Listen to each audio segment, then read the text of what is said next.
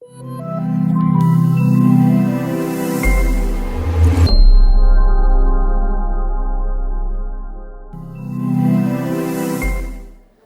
pagi dan salam sejahtera untuk kita semuanya. Bapak Ibu sekalian, selamat datang di Rumah Sakit Premier Surabaya, salah satu rumah sakit terbaik di Jawa Timur, khususnya di Surabaya. Begitu ya Bu, setuju ya? Tadi sudah disambut oleh teman-teman saya di sana, ada dokter, perawat yang sudah melakukan pemeriksaan fisik yang sederhana. Ini menunjukkan kepedulian kami dan kompetensi kami di bidang kesehatan. Dan terima kasih pula atas kehadiran Bapak Hargo selaku manajer operasional, Dr. Hadi Winoto, spesialis bedah digestif selaku narasumber, Ibu Marina selaku koordinator Ostomid Jatim, dan teman-teman dari media dari Tribun News dan Surya Online yang akan meliput acara kita dari awal sampai dengan akhir nanti. Baik Bapak dan Ibu sekalian, tujuan utama dari acara ini adalah sebagai bentuk kepedulian kami, tim PKRS bekerja sama dengan tim marketing rumah sakit dalam usaha meningkatkan kualitas hidup para ostomid. Melalui apa? Melalui edukasi, kebersamaan yang kita adakan sekarang. Baik, terima kasih. Assalamualaikum warahmatullahi wabarakatuh. Selamat pagi dan salam sejahtera untuk kita semua. Yang saya hormati Dr. Hadi Winoto, spesialis bedah, konsultan bedah digestif yang sudah hadir di tengah kita dan meluangkan waktu untuk hadir hari ini.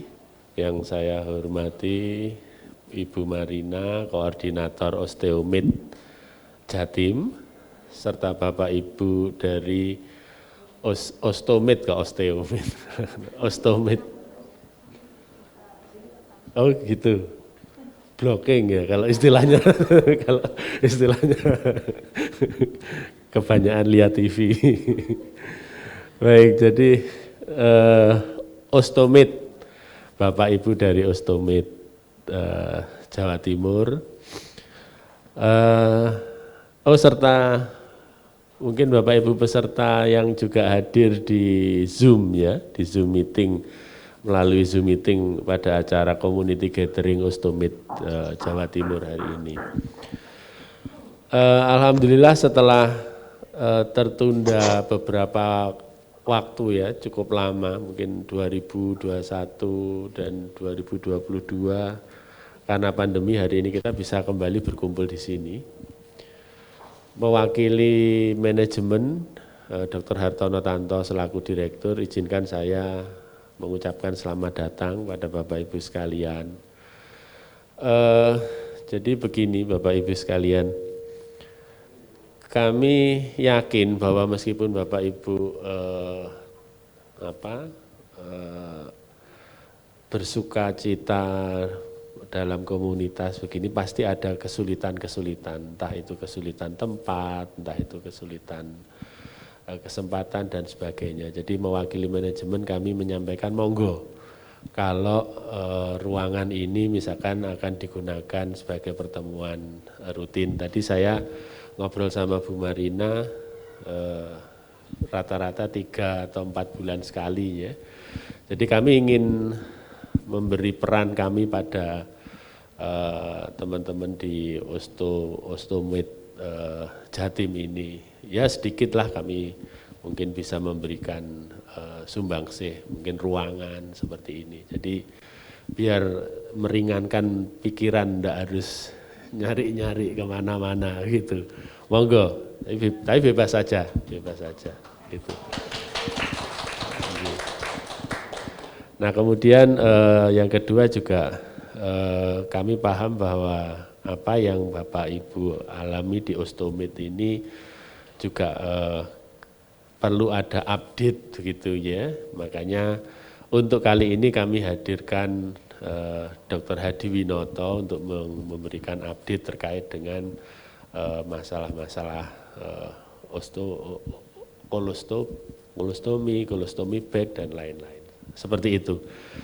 Jadi saya tidak berpanjang lebar, monggo mudah-mudahan upaya kami ini bisa sedikit meringankan apa yang selama ini menjadi mungkin ada hambatan atau apa itu pada teman-teman Bapak Ibu di Ostomit Jatim.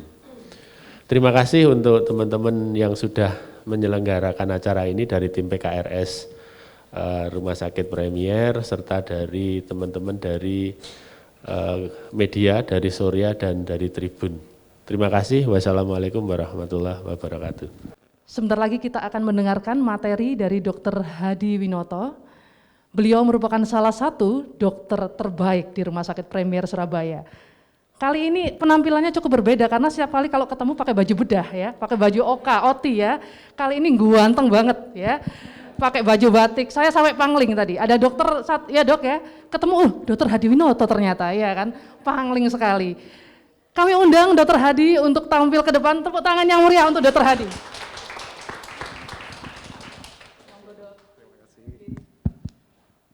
Terima kasih. Selamat pagi bagi teman-teman yang hadir onsite di sini maupun yang online Zoom ya Mbak, lewat Zoom ya. Saya ini diberi tugas, bukan tugas ya, ini mau sharing sedikit ya, mungkin sudah tahu tentang detailnya bagaimana, saya hanya refreshing saja. Karena hampir 2 tahun, mau ke tahun ketiga ini mungkin Ostomit baru bisa ketemu lagi gitu ya Bu Marina ya. Jadi ini lama nggak ketemu gitu kali ya. Nah, mungkin 2 tahun ini sudah komunitasnya mungkin harusnya sudah ada nambah teman-teman baru mungkin yang perlu kita edukasi ulang, terus perlu kita motivasi ulang untuk sharing tentang bahwa ada banyak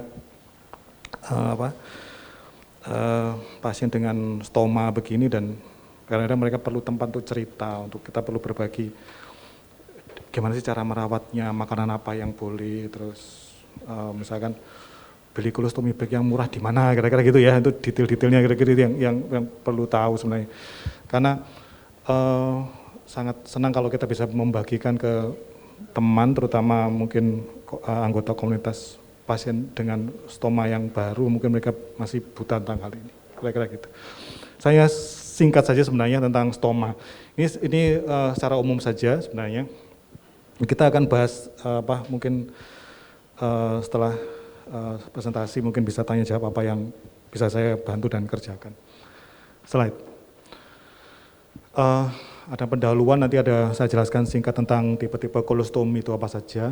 Kolostomi ini kan umum ya, jadi ada kalau kolon namanya, kalau usus besar kita namakan kolostomi, kalau usus halus kita namakan ileostomi. Kalau ada juga yang mungkin jarang urologi, jadi ada ureterostomi, jadi saluran kencing yang dikeluarkan lewat keluar. Slide. Nah, stoma per definisi umum adalah suatu lubang buatan di dinding perut, baik itu yang sementara atau temporer maupun yang permanen atau yang seterusnya akan ada di situ. Karena bidang saya adalah bidang bedah digestif, jadi ada ileostomi atau lubang dari usus halus atau ileum, dan kolostomi atau lubang dari usus besar atau kolon. Jadi kalau kita lihat anatominya dari saluran cerna dari mulai esofagus, kemudian lambung, kemudian masuk ke usus 12 jari, kemudian ke usus halus, sampai ke usus besar, sampai ke bawah dan anus dan rektum. Tujuan dari utama pembuatan kolostomi ini adalah untuk mengeluarkan sisa makanan.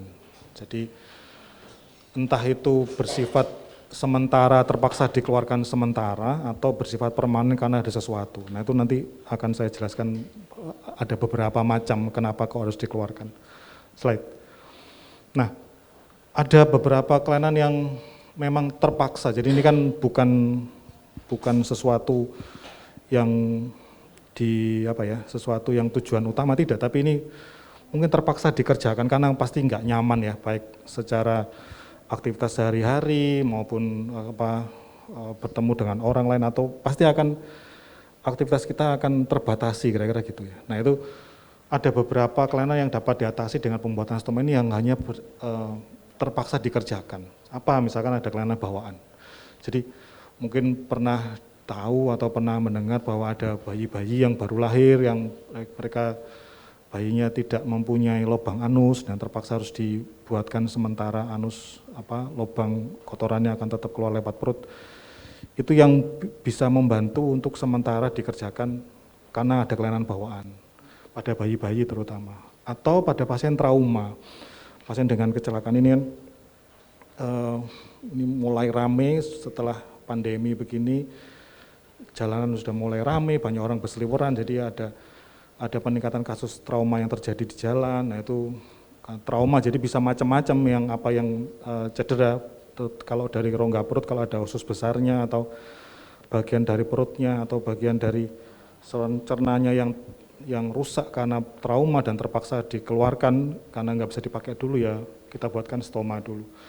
Atau penyakit yang infeksi, entah itu infeksi yang didapatkan atau infeksi karena autoimun yang dia muncul secara tiba-tiba atau karena obat-obat yang digunakan, bisa timbulkan infeksi, baik itu infeksi di ususnya sendiri, saluran cernanya, atau infeksi di sekitar dari ususnya yang mengganggu. Oke, baik. Maaf ya. sorry. Oke, terima kasih. Kemudian yang terakhir yang juga banyak adalah kanker. Jadi kanker ini yang kasusnya cukup banyak dan makin lama trennya akan makin meningkat dan usianya cenderung lebih muda. Dulu kan kita kenal kanker pada usia atas 50-60 tahun, ya ini sudah di atas 40 tahun sudah ada pasien dengan kanker dan terpaksa operasi dan terpaksa dipasang stoma. Nah ini kalau kita lihat di gambarnya itu sebelumnya normal seperti itu, usus besar, dan terpaksa harus dikeluarkan dan dipasang kantong untuk mengeluarkan sisa makanannya. Jenis-jenis stoma ada beberapa, ini berdasarkan jenisnya, jenis jenis operasi dan lubangnya bagaimana sih sebenarnya. Jadi masing-masing pasien mungkin akan berbeda stoma yang dikerjakan dan yang ada dalam masing-masing pasien mungkin berbeda, utamanya adalah tergantung tujuan dikerjakan stoma itu.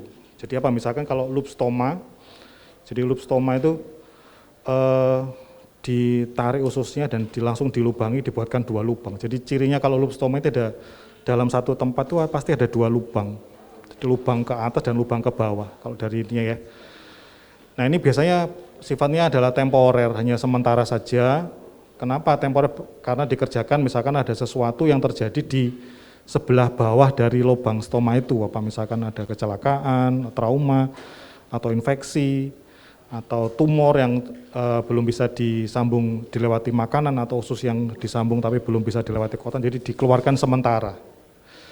Nah paling sering pada usus besar di tengah, jadi kalau sesuai gambarnya itu di usus besar yang di tengah yang melintang dari kiri ke kanan.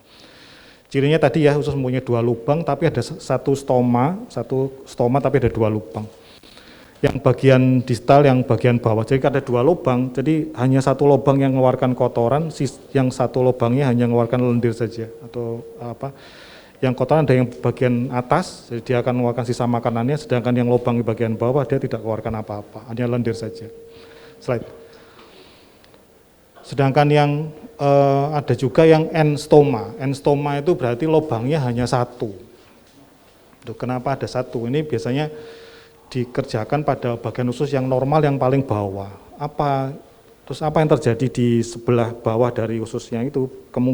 Bisa banyak ya, bisa karena ada trauma yang berat yang hancur ususnya tidak bisa diperbaiki, atau ada tumor yang terpaksa harus dibuang sampai ke bawah, tidak ada lagi usus yang ke bawah sampai ke anusnya dan terpaksa dikeluarkan. Itu yang namakan N, jadi satu lubang stoma, 1 lubang keluaran. Bagian bawahnya mungkin dibuang atau dijahit dan tinggal ke dalam perut, dan seringkali kolostomi ini sifatnya permanen, seringkali ya, tapi tidak semuanya. Jadi kalau misalkan pada pasien-pasien dengan kanker yang di usus halus dekat anus bagian bawah dan terpaksa dibuang seluruhnya, Jadi kan nggak punya anus, jadi terpaksa harus dikeluarkan lewat stoma dan sifatnya N dan akan permanen seumur hidup. Tapi misalkan N-stomanya pada pasien trauma itu berbeda lagi ceritanya. Sebisa mungkin tetap, biasanya sih sebenarnya sebisa mungkin pasien akan dikembalikan pada fungsi normalnya. Artinya kalau bisa itu dipertahankan, tetap kita pertahankan. Tapi kalau dengan sangat terpaksa harus dibuang untuk keselamatan pasien, misalnya ada kanker yang ganas yang tidak mungkin ditinggalkan di situ, untuk supaya bersih tumor ya terpaksa dibuang dengan segala risiko yang terjadi. Slide. Dan yang terakhir, kolostomi ada double barrel. Double barrel itu double itu jadi dua, barrel itu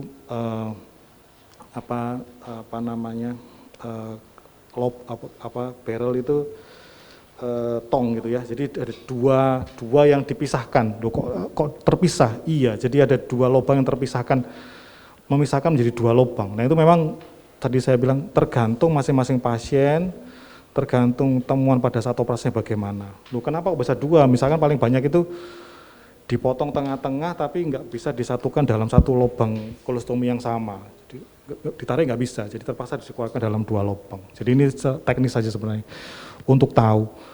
Tapi apapun itu jenisnya, mau itu loop atau N-kolostomi ataupun double barrel begini, tentu dikerjakan oleh dokternya dan tentu sudah diedukasi ini kenapa begini, kenapa begitu, apakah ini akan temporer ataukah hanya permanen atau permanen. Nah itu tergantung masing-masing pasien, bisa sangat bervariasi dan bisa berbeda-beda tergantung pasiennya. Slide.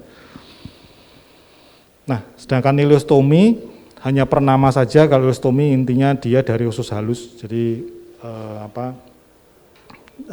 dari usus halus ya, jadi lebih atas lagi dari usus besar. Slide.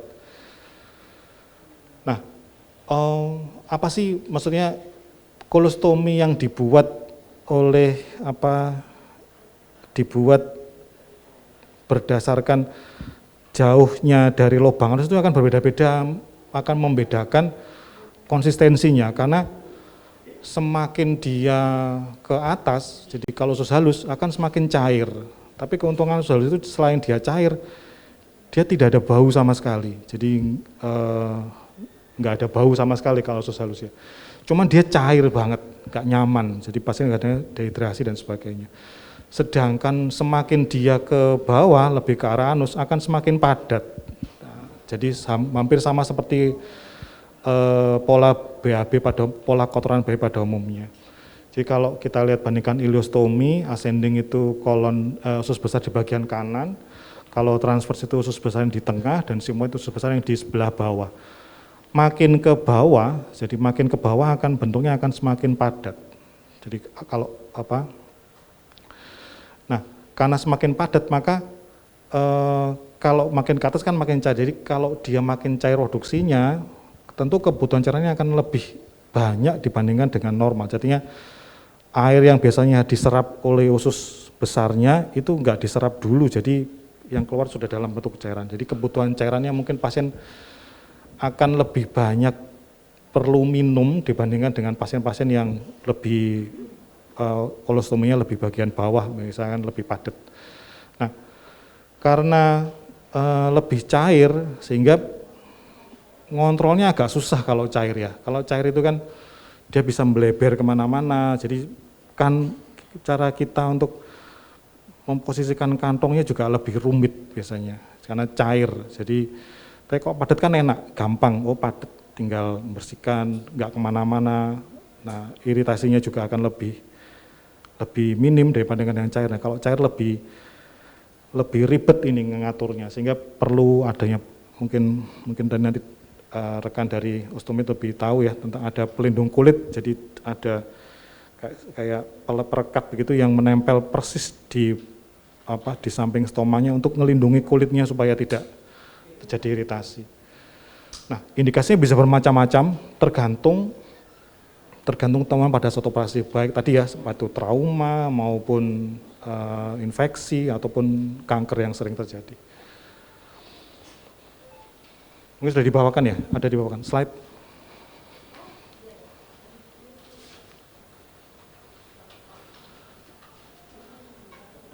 detail teknisnya mungkin nanti akan akan dibantu oleh dari ITN ya. ITN itu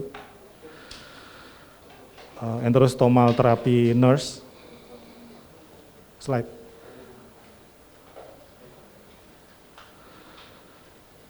Nah, karena problemnya utama itu karena kita tidak bisa mengontrol minim sekali kita bisa mengontrol kapan kotoran bisa keluar dari stoma. Nah itu buat nggak nyaman memang bagi hampir sebagian besar pasien tentu tidak nyaman, terutama yang bagian-bagian kolostomi yang bagian lebih ke bawah. Jadi misalkan karena nggak bisa ngontrol ya, artinya kadang-kadang keluar gas yang lebih banyak, misalkan ya seperti orang pada umumnya, jadi bisa kentut tapi kan dia tidak bisa ngontrol karena tidak ada klep yang bisa kita kontrol oleh kita, jadi dia akan keluar dengan sendirinya. Baik itu menimbulkan bau atau menimbulkan gas yang mungkin lebih banyak daripada yang lain, atau diare juga. Kalau diare ini kan sama seperti pada umumnya kita, kalau kita makan apapun ya kita bisa diare pada umumnya. Dan pada ileostomi ada potensi itu buntu, karena kalau dia cair makanannya, ileostomi itu kecil soalnya lubangnya, diameternya mungkin dalamnya hanya 2 atau 3 cm, kalau makanannya padat banget bisa buntu beneran. Nah ini mungkin bisa dibaca secara singkat saja bahwa ada makanan memang yang sangat mempengaruhi produksi dari stomanya. Nah itu mungkin yang sudah lama dengan stoma ini sudah mulai hafal, kalau saya makan ini nanti keluarnya begini, nanti gasnya akan lebih banyak, mungkin baunya akan khas begini. Jadi untuk kita bisa mengantisipasi, misalkan kita mau perjalanan jauh, misalkan naik kendaraan umum perjalanan jauh, nah itu untuk mengantisipasi makanan-makanan apa yang selama di jalan itu tidak ganggu, misalkan gasnya banyak. Kalau gasnya kan dikeluarkan nanti kantongnya jadi ngembung besar, harus dikeluarkan, jadi mungkin akan mengganggu orang-orang sekitar, misalkan begitu. Jadi untuk mengantisipasi hal tersebut tujuannya, mengapa kita perlu tahu makanan-makanan apa yang mungkin akan mempengaruhi keluaran dari stomanya. Slide. Nah, ini yang mungkin akan detail diterangkan oleh ITN atau bisa sharing tentang pengalaman-pengalamannya, tentang bagaimana yang perlu kita perhatikan tentang perawatan kulitnya sebenarnya. Kalau stomanya sih mungkin gampang lah ya, cuman yang jadi masalah itu kalau terjadi iritasi di peristoma, di sekitar stomanya ini, jadi ruwet nanti jadinya. Jadi penting untuk menjaga kulit sekitar stoma itu tetap sehat. Jadi iritasi ini bisa terjadi akibat cairan produksinya, jadi kalau dia makin cair, akan makin mudah mengiritasi di kulit di sekitarnya, seperti yang gambar yang sebelah ini ya. Jadi karena cairan pasti itu. Tapi kita juga perlu ingat, kadang-kadang iritasi itu juga diakibatkan oleh perekat yang digunakan. Jadi kalau kita masang colostomy bag itu kan ada perekat yang digunakan di sekitarnya, itu mungkin nggak cocok dengan tipe lemnya atau perekatnya, jadi iritasi juga. Nah itu iritasi di sekitarnya akan mengganggu sekali, karena mau nggak mau tetap harus ditempel bag, kantong di situ. Nah itu yang agak ruwet. Jadi sebisa mungkin ditemukan lebih awal, diatasi lebih awal, jauh lebih enak. Karena kalau sudah melebar merah begini agak ruwet, karena yang iritasi itu nggak bisa ditempel, tapi harus pasang colostomy bag, bulet jadinya, agak ribet nanti penanganannya ya.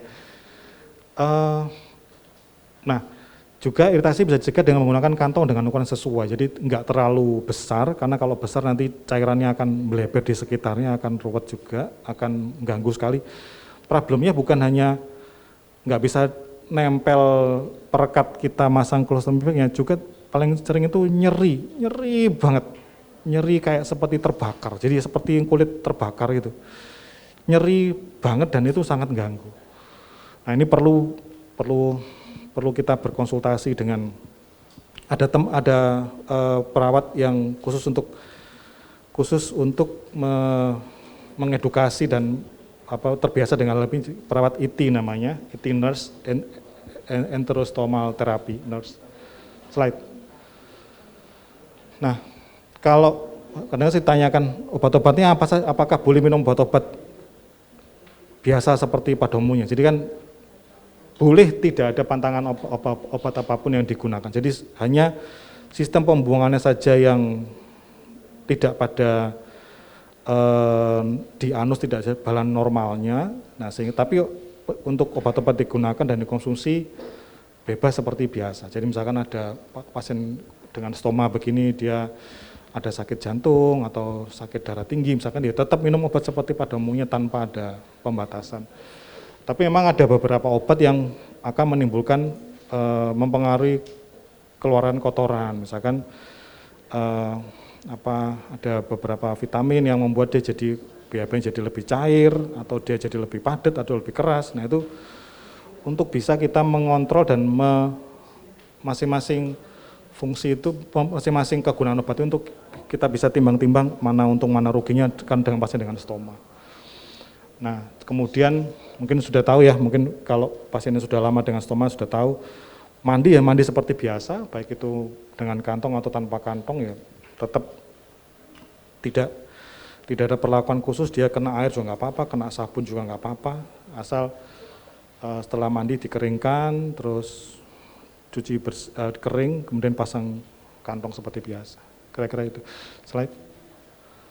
Nah, perhatian untuk kita ketahui kalau ada sesuatu yang kapan kita, ini kan mungkin kontrol ke rumah sakitnya kan mungkin nggak rutin ya. Kalau pasien sudah permanen, sudah bakal lama, ini kan bertahun-tahun dengan stoma, ini kan mungkin kontrolnya hanya mungkin setahun sekali atau 6 bulan sekali. Nah, itu penting untuk kita ketahui kapan kita perlu kontrol. Misalkan ada iritasi di sekitar stomanya, itu penting ya, karena akan mengganggu kalau tidak diatasi segera sejak dini, akan mengganggu ke depannya.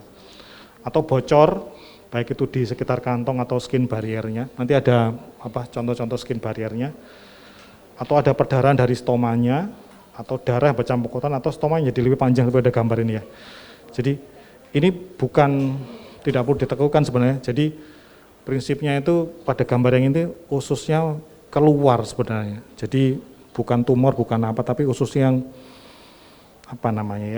bahasa Jawanya mencotot gitu, jadi keluar begitu. Tapi bahasa Indonesia kan nggak ada ya, apa keluar itu gitu ya. Bahasa Indonesia kan nggak ada soalnya, jadi lebih gampang membahasa daerah.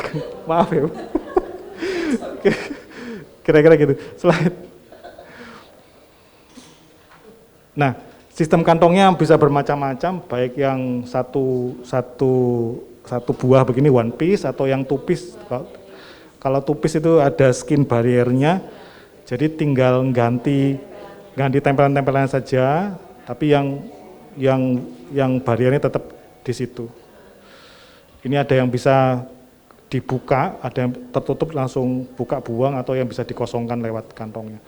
Jadi yang ada dan yang ada di ini buatan pabrik lah. Jadi kadang-kadang ada juga yang mau buat sendiri, nanti mungkin rekan-rekan ITN lebih tahu tentang detailnya. Kira-kira gitu. Slide. Baik, saya terima kasih. Hanya sedikit mungkin yang bisa saya bagikan tentang tentang stoma dan jenis-jenisnya dan bagaimana untuk menghindari perawatan lanjutannya, detailnya, bagaimana teknis detail perawatannya dan sebagainya, mungkin bisa sharing dengan teman ostomit yang lain atau dibantu dengan perawat ITN kami. Gitu, terima kasih Mbak. Mungkin kembalikan dulu ya Mbak. Silakan menempati singgasananya Dok, di sebelah sini. Ya, baik Dokter, ini ada salah satu teman kita yang sudah berdiri. Kira-kira ini gambar apa ya Dok ya? Agak maju Mbak Ren, monggo. Mencotot tadi loh. Nah, jadi kalau ini kan paling banyak itu kolostomi di sebelah sini ya. Kalau sebelah sini itu enak, dia lebih padat, ya seperti kotoran pada umumnya ya. Sebelah kiri, iya. Jadi, makin ke kiri, ini kanan, makin ke kiri itu makin padat. Jadi kalau makin ke kanan biasanya yang gampangan ya lebih cair dan sebagainya. Nah, cuman ini kan ususnya kan dikeluarkan. Cuman usus itu kan dia bergerakan itu dari dari atas ke bawah. Jadi dia akan tetap gerakan dorong ke sana, ke sana. Nah, cuman kalau misalkan ini tidak terfiksasi sempurna itu dia akan keluar lebih panjang daripada normal, kira-kira gini. Seperti tadi ya, apa namanya? Bahasa Indonesianya apa ya? Kalau kita ngomongnya prolaps ya. Cuman kan bukan bahasa Indonesia ya. Jadi lebih gampang prolaps begini. Nah, kalau pas dengan prolaps begini, yang ditakutkan apa sih kalau prolaps begini kan ini kok ngeri gitu ya. Jadi takutnya itu kalau dia kecepet di lubang, kan lubangnya kecil soalnya. Jadi ini wajib dimasukkan sebenarnya, wajib dikembalikan lagi. Karena kalau dia besar, kemudian dia terjepit, nanti dia akan bengkak, nggak bisa balik lagi, takutnya nanti ini jadi hitam, nekrosis, jadi menghitam. Jadi sebisa mungkin, makanya ketika sudah prolaps begini, ya bisa meminta tolong ke ETN atau perawat nurse atau kembali kontrol untuk dimasukkan sebenarnya. Ini ada sesuatu yang membuat dia keluar. Apa biasanya lubangnya jadi besar misalnya gitu. Dulu pasiennya gemuk, sekarang jadi lebih besar lubangnya, atau gerakan ususnya yang lebih cepat. Jadi belum sempat dia buka ada didorong duluan. Jadi kedusel, jadi keluar prolaps begitu, kira-kira gitu. Gitu kira-kira Mbak. Terima kasih. Ya. Mungkin yang di Zoom ya. Ini yang dijelaskan oleh Dr. Hadi tadi terkait dengan keluarnya usus. Ya, yang harus dikembalikan kalau misalnya yang udah keluar, dan bisa konsul ke teman-teman ITN kami, Rumah Sakit Premier Surabaya. Baik, terima kasih Mbak Reni ya. Tepuk tangan untuk Mbak Reni. Baik, selanjutnya adalah kita akan melakukan diskusi atau tanya jawab dari Bapak Ibu berdasarkan hasil penjelasan tadi dari dokter, pemaparan materi, kira-kira apa yang masih mengganjal atau ingin tahu lagi lebih lanjut, kita buka diskusi pada hari ini. Baik, monggo Bu, ini langsung ya, ketuanya langsung angkat tangan dulu ya. Terima kasih waktunya. Dok, yang saya tanyakan, saya kan ileostomi permanen. Akhir-akhir ini saya sering mengalami kebuntuan. Itu bagaimana solusinya supaya buntunya itu cepat? Soalnya saya biasanya 2 hari buntu, sakit sekali gitu loh, nggak bisa keluar. Iya, terima kasih. Kadang lupa, kalau udah makan lupa. Gak enak. Terima kasih. Baik, terima kasih Ibu Marta. Pertanyaan yang baik. Jarang padahal ya Bu ya, maksudnya pasien dengan ileostomi permanen seperti Bu Marta ini jarang banget ya. Jarang karena kan usus besarnya dibuang semua berarti ya Bu. Ya kan Bu ya. Nah itu jarang banget Bu. Nah kalau buntu ileum itu soalnya kecil lubangnya, paling 1,5-2 cm saja. Nah kalau dia buntu, lubangnya kecil, nah itu bisa banyak tadi ya, bisa dari makanan kita makan atau memang secara teknis lubangnya kecil biasanya Bu. Nah, lubangnya kecil itu kenapa?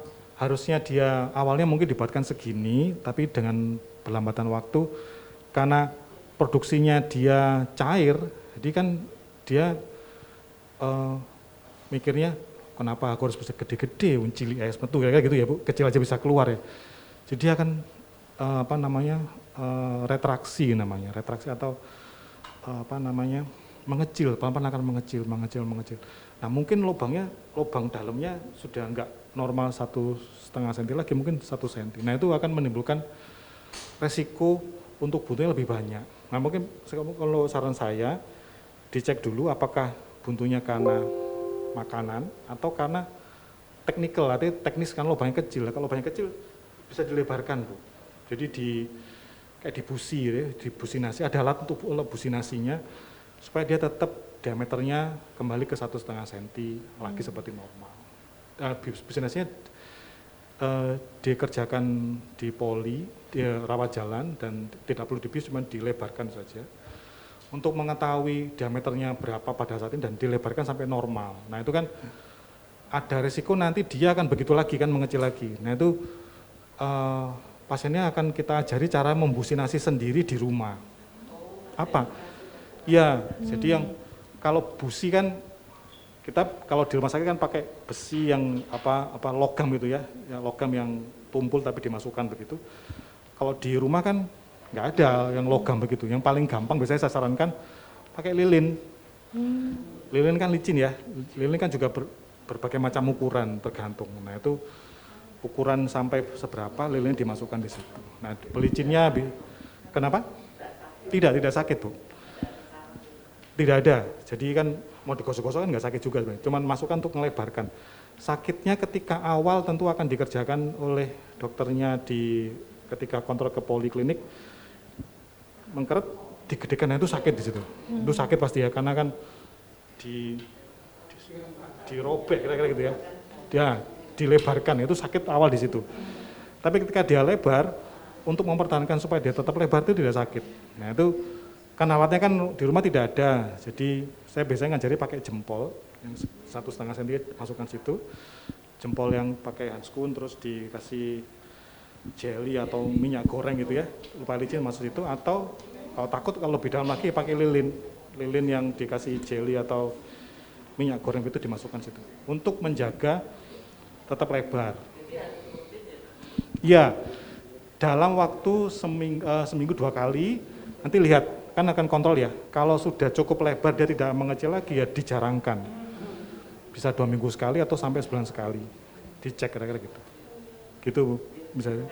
Terima kasih. Praktek.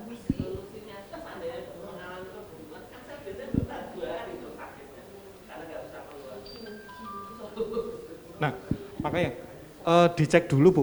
Sering kali ya kalau ileostomi itu ininya yang kecil, lubang yang kecil. Jadi stomanya yang kecil. Bisa ke UGD, bisa ke poliklinik juga bisa. Kalau jadi kan di lubangnya dicolok dulu biasanya. Lu kok kecil, emang berarti buntunya karena lubangnya kecil itu. Nah, itu bisa dilebarkan nanti.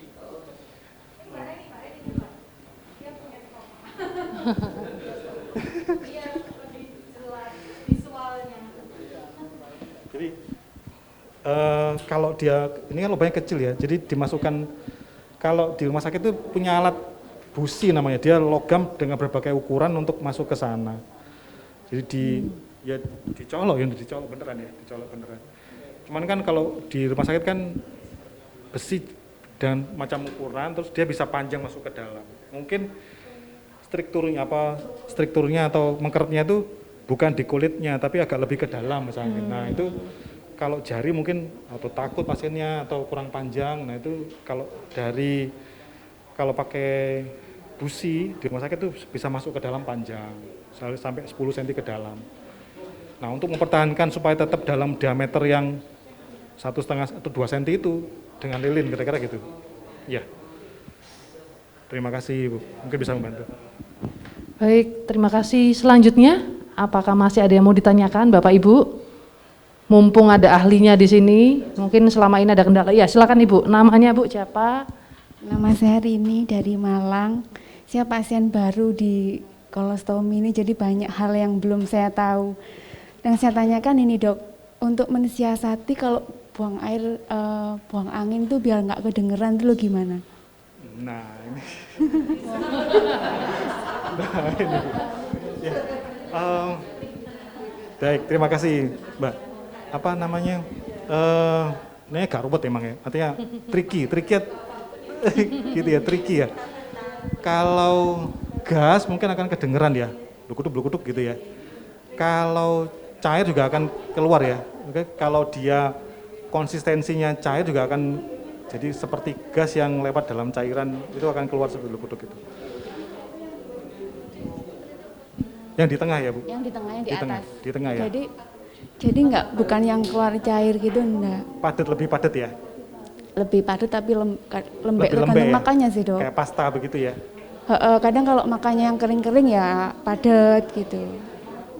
Nah, kalau keluar enggak bunyi, cuman kalau pas buang air besar enggak bunyi, cuman kalau buang angin aja gitu.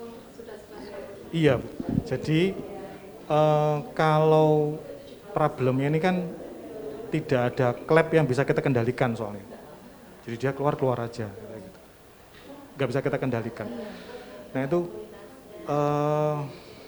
kalau secara teknis sih nggak ada obatnya sebenarnya Bu, juga mungkin bisa mengatur makanan apa yang produksi gas. Misalkan Ibu, oh hari ini saya mau pergi kemana, kendaraan umum misalnya ya. Nah, itu gimana supaya saya ngatur makanan sehari sebelumnya supaya tidak banyak gas yang keluar dari makanan-makanan saya. Atau bisa juga dengan banyak makan serat sebenarnya Bu. Dengan banyak makan serat, sayur, buah begitu, tentu kotorannya akan lebih lunak ya, dan gasnya lebih sedikit biasanya. Oh, kalau lebih lunak, gasnya lebih sedikit. Iya, kalau banyak makan serat ya, kalau makan serat Berarti ya. banyak sayur, buah Sayur, gitu ya, buah Dok? begitu ya, tapi bukan buah yang mentah. Kalau buah mentah malah gasnya lebih banyak Maksudnya lagi. buah Malah. mentah itu apa, harus direbus atau Bukan, buah mentah yang itu udah misalkan matang? kayak mangga yang masih muda Oh misalkan gitu ya. Nah, enggak itu boleh. gasnya lebih banyak soalnya Bu, karena apa buahnya sendiri yang membuat gas lebih banyak. Kalau apel, pir gitu enggak apa-apa ya? Bebas Bu, nggak apa-apa. Nah ini solusinya untuk gas yang gimana ngaturnya, ini saya nggak bisa bantu Bu. Iya. Kira-kira gitu. Ya nggak tahu ya, mungkin dari teman-teman ostomed yang lain punya pengalaman gimana cara mensiasatinya. Ya mungkin dari teman-teman ada masukan nanti. Mari. Ya terima kasih Dok. Terima kasih sama-sama Bu. Terima kasih. Baik, Bapak Ibu, apakah masih ada yang mau bertanya lagi? Ya, silakan Ibu. Sebutkan namanya ya Bu ya. Selamat siang dokter. Saya cuman caregiver dari mama saya.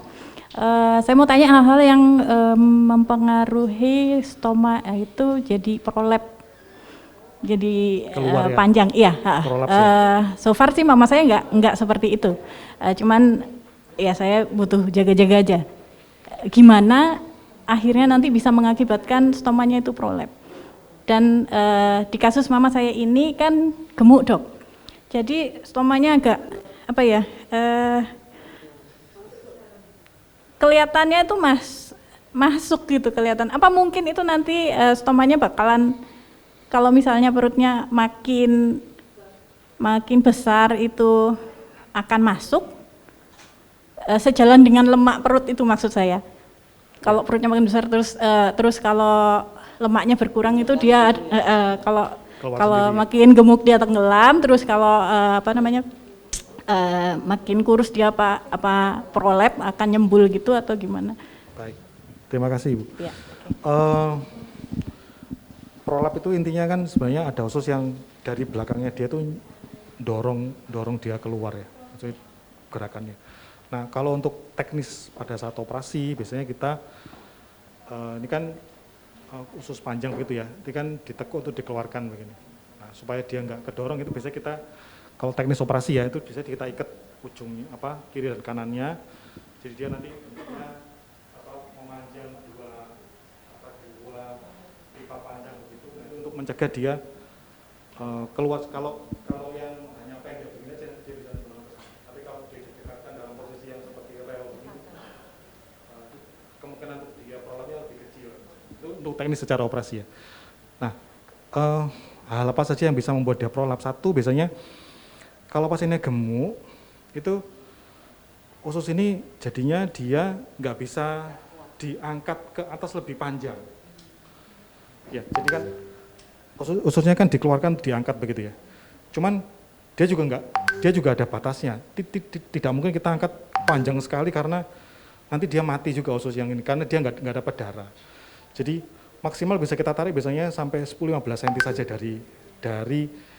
dari pembuluh darahnya di bawahnya itu ditarik cuma 10-15 cm dari ininya, dari pembuluh darahnya. Tapi kalau pasiennya gemuk, misalkan lemaknya 10 cm misalnya gitu, maaf ya Bu ya. Jadi yang keluar nyumbul itu cuman mungkin hanya 5 cm, itu terlalu sedikit sebenarnya. Cuman ya jadi nggak nyaman memang karena masang colostomy bagnya jadi nggak bisa rapat tepi-tepinya.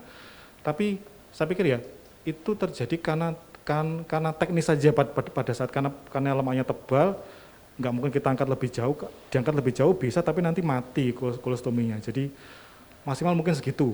Jadi maksimal kalau lihat teknisnya awalnya gemuk, jadi teknisnya hanya bisa dia maksimal segitu, dia ngangkat sampai di atas kulitnya.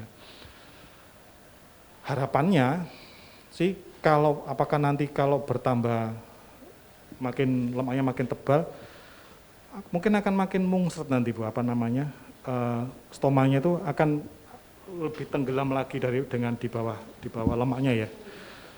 Cuman kalau dengan berat badan yang lebih turun, dia lemaknya akan berkurang, dia akan lebih nonjol nanti ininya.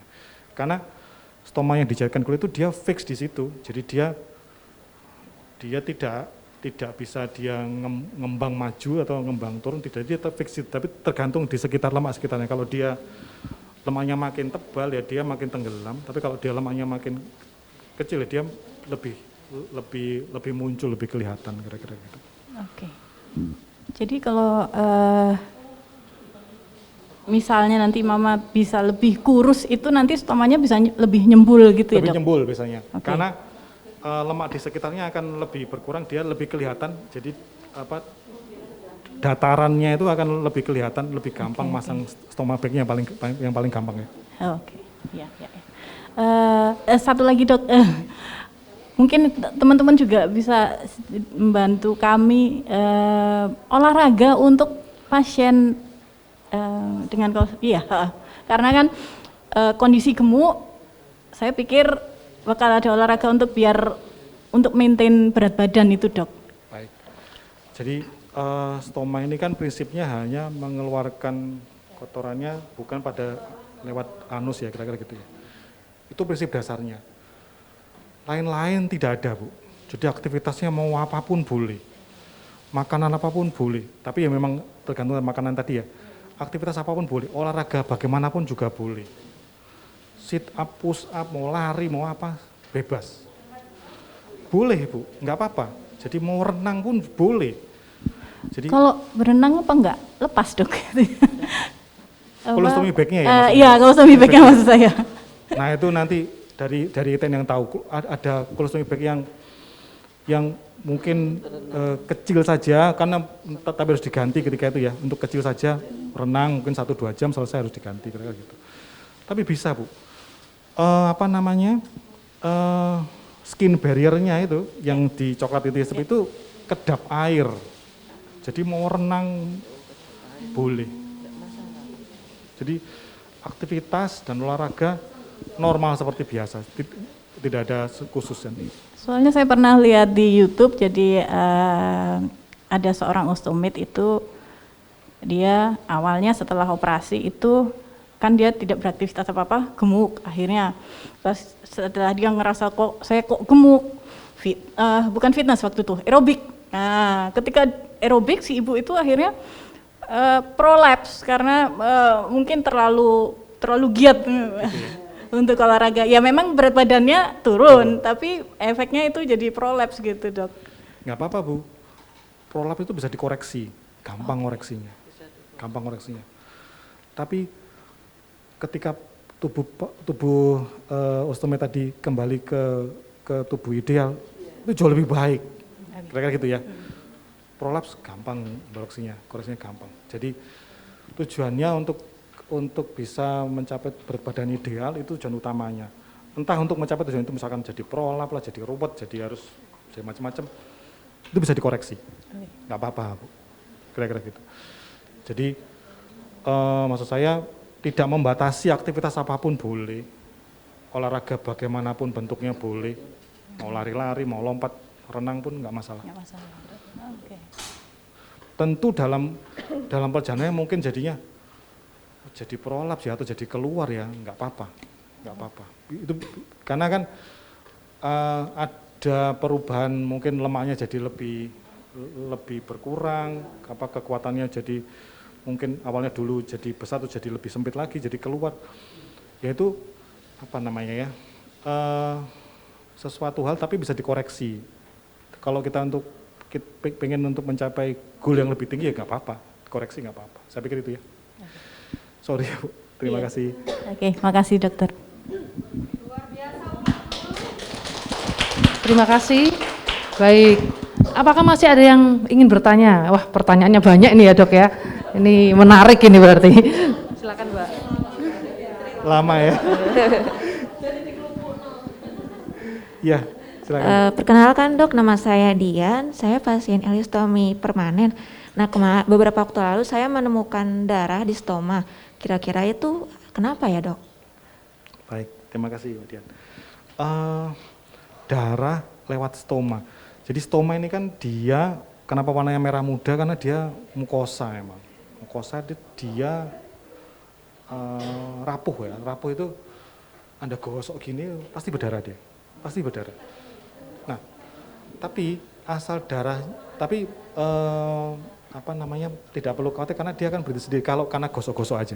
Nah, kita perlu khawatir kalau perdarahannya itu bukan dari stoma, campur dengan kotoran yang keluar. Nah, kalau campur dengan kotoran yang keluar berarti perdarahannya bukan di stoma tapi dari dalamnya. Nah, itu kita lebih khawatir tentang itu. Tapi kalau stomanya dia berdarah sedikit sih wajar ya, nggak apa-apa ya. Tapi kalau darahnya bercampur kotoran, nah itu agak ruwet. Nah, itu ada sesuatu yang di dalam ususnya yang dia berdarah. Bisa macam-macam Mbak. Bisa dari makanan kita makan mengiritasi ususnya begitu ya, seperti kayak orang disentri ada darahnya sedikit, atau iritasi di usus, infeksi di usus halusnya juga bisa. Atau yang ditakutkan apa sih? Ada sesuatu yang terjadi di usus bagian bawah yang dipotong itu, kolon yang dipotong itu mungkin terjadi infeksi berulang di atasnya misalnya gitu. Bisa jadi itu. Tapi kita mulai khawatir, jadi ya pentingnya kalau kita khawatir kalau kotorannya itu bercampur darahnya itu ada sesuatu. Nah, perlu diperiksakan, mungkin harus diteropong, lihat di kolonoskopi, lihat dalam ini dari mana darahnya. Atau bisa dengan USG lihat apakah takutnya ya, ini kan tanda takutnya penyakit utama yang sebelumnya itu muncul lagi. Ini itu yang perlu kita waspadai. Jadi kalau luka darah stomanya karena tergosok atau tergesek sesuatu sih ya wajar berdarah sih, nggak apa-apa. Ini berhenti sendiri. Kira-kira gitu Mbak Dian. Kira-kira begitu. Ada yang mau? Terima kasih dokter. Terima kasih. Baik, Ibu, Bapak ada lagi yang mau bertanya? Ya, oh lagi, ya monggo Bu. Maaf dok ya, saya tanya Ya, lagi. nggak apa-apa Mbak, nggak apa-apa. Tadi kan ada beberapa kantong kan ya. Sedangkan saya kan taunya masih cuma satu kantong. Dari beberapa kantong itu sebenarnya paling gampang dan paling nyaman untuk dipakai itu yang kayak gimana ya dok? Nah, Mungkin teman-teman yang lain yang lebih lama udah betul. kolostomi mungkin udah lebih tahu. Kantong ini ada beberapa macam tergantung kebutuhan sebenarnya Mbak. Satu kebutuhan dan yang kedua tergantung produksinya. Makin cair berarti kan makin sering ganti. Nah kalau ganti mungkin pakai yang skin barrier lebih enak. Kayak gitu ya, karena harus sering Skin ganti. barrier itu yang kayak gimana? Jadi, ya. Kalau saya ini enggak terlalu sering Kata, ganti ya. kok, Itu termasuk pakai yang biasa nggak padat. apa-apa sebenarnya, Mbak.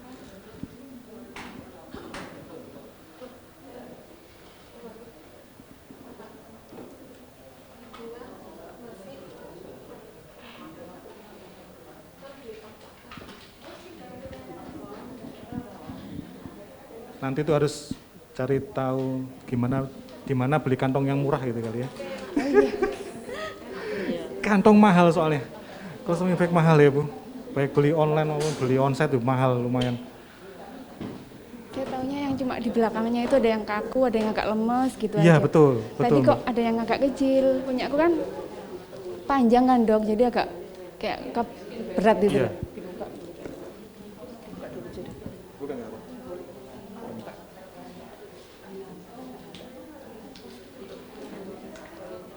Problemnya itu produk gini-gini itu masih impor soalnya, jadi harganya lumayan.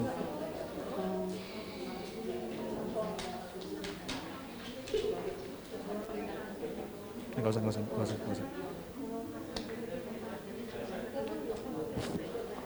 Ada yang sudah ada lubangnya mana itu Mbak? Nah itu Mbak. Nah betul, ya nggak apa. Ya, jadi kolostomi bag itu yang mahal itu apanya sih? Yang mahal ininya Mbak, yang karet coklat, yang coklatnya itu, yang lem coklatnya itu. Itu mahal karena dia kedap, lengketnya banget, terus apa namanya masih impor ini ya. Nah, ini yang disebut dengan skin barrier. Jadi dia nempel rapat dengan ini, misalnya kostumnya di sini ya, dia nempel rapat dengan kostumnya di sini. Nah, betul, ini nempel di perut. Jadi yang coklat ini nempel banget emang. Dia supaya enggak ada air masuk ke sana. Nah, two pieces betul. Ukuran ininya tergantung dari ukuran usus besar yang mau usus yang mau dikeluarkan. Betul. Untuk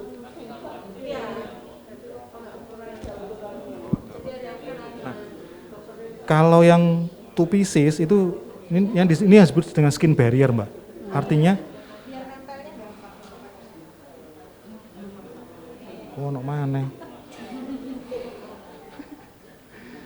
Ya, skin barrier itu artinya karena yang mahal coklatnya tadi itu biasanya pakai two pieces karena gantinya hanya ganti kantongnya saja. Ini gantinya, misalnya kantongnya kotor atau rusak ya yang ganti, tapi ini tetap di situ. Sampai berapa lama dok? 1 minggu sampai 2 minggu, tergantung ininya. Iya. Baru diganti itunya? Baru diganti ininya, baru diganti ininya. Oh. Yang skin barrier-nya ini. Skin barrier-nya ini. Iya. Terus kalau yang aku kan pakai yang ada kantongnya itu dok ya, jadi itu sebaiknya berapa lama? Berapa hari harus baru ganti? Pakai yang single piece begini, yang iya, yang seperti itu. Ya, iya betul. Ini yang tupis ya, misalkan ini yang sama seperti itu ya, Mbak, ada coklat-coklatnya. Tergantung ini yang ada jepitnya itu kan ya? Iya betul. Ya. Ini tergantung ininya apa lengket utamanya kan lengketnya ini sebenarnya Mbak. Ini yang iya. Betul. Yang kalah yang kita harus ganti dan kalah duluan itu yang coklat-coklatnya tadi ini Mbak. Ini yang penting soalnya. Ketika dia nggak ngerekat, ya harus diganti, Mang. Karena dia nanti melebar nanti betul. Nah, selama dia bisa posisi normal dia nggak melebar, bisa sampai seminggu 2 minggu oke. Untuk kehigienisannya sebaiknya berapa hari, dok? 1 minggu biasanya, Mbak. 1 minggu. 1 minggu. Maksimal Kenapa? itu ya? Iya, tergantung cara merawatnya sebenarnya, Mbak.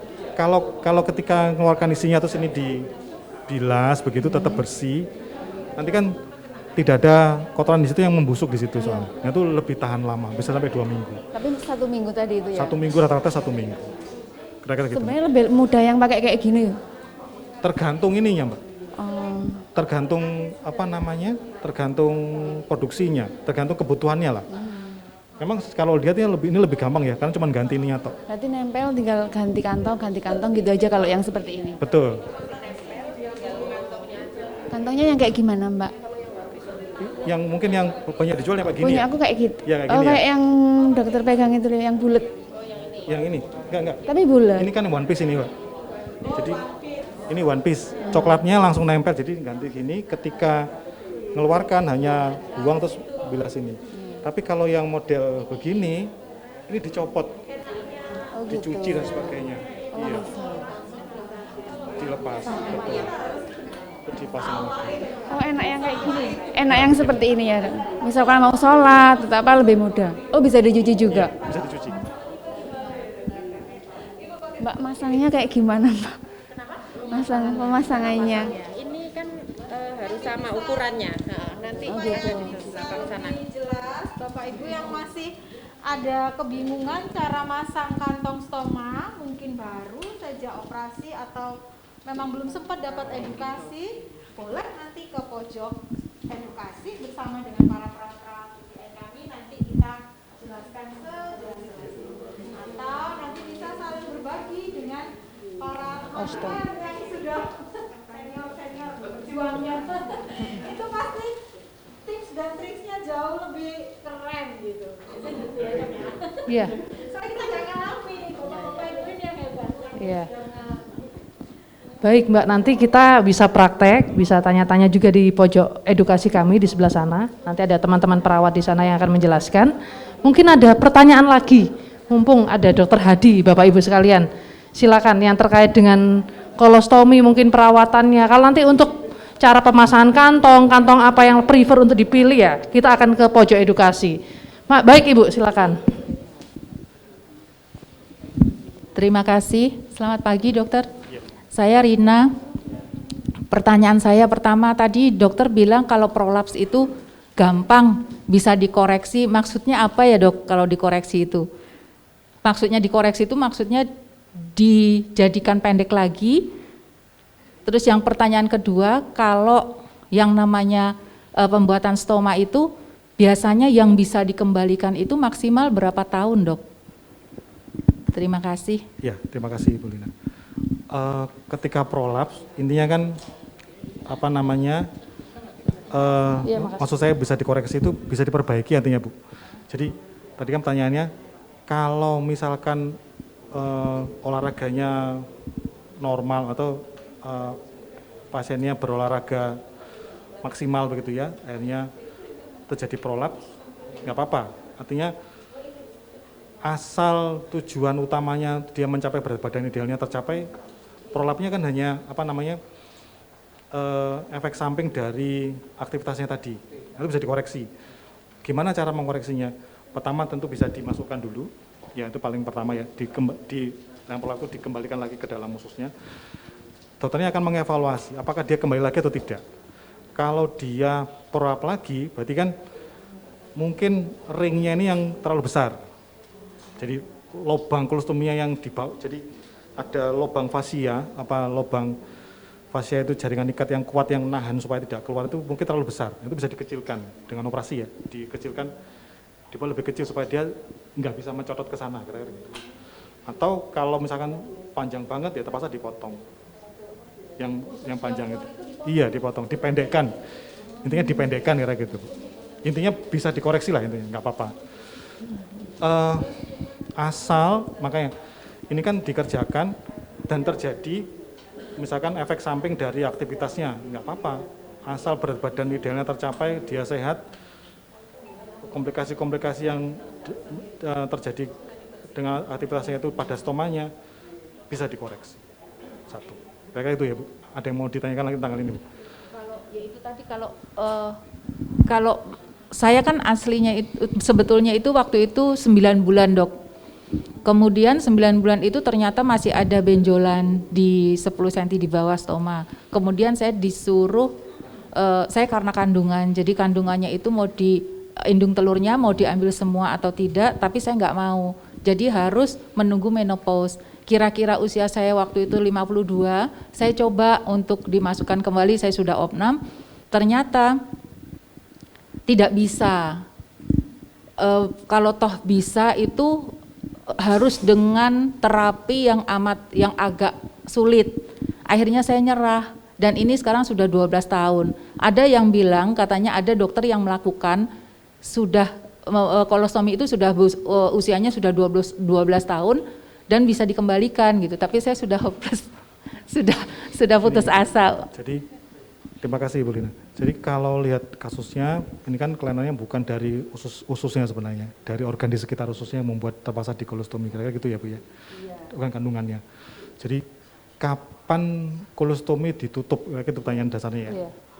Satu, jawabannya tergantung indikasinya kenapa dia dipasang. Satu, misalkan apa? Kalau indikasinya pada saat itu karena ada tumor di bawah, ya akan ditutup kalau tumor di bawahnya selesai. Gitu ya Bu, kira-kira.